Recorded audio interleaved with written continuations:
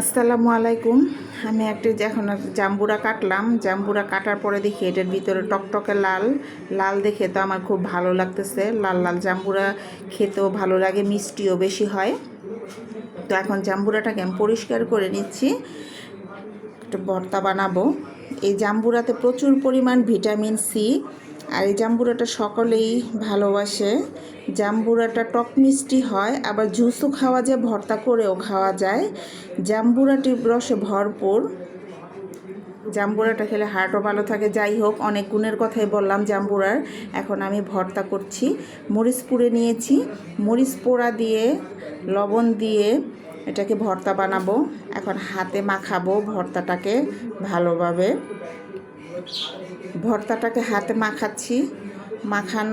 মাখাচ্ছি আর ভাবছি কখন যে এটা খাবো আর কখন যে এটা মুখে দিব। আমি তো আর লোভ আর সামলাতে পারছি না, তখন কিছু করার নেই, খাবো। আল্লাহ হাফেজ।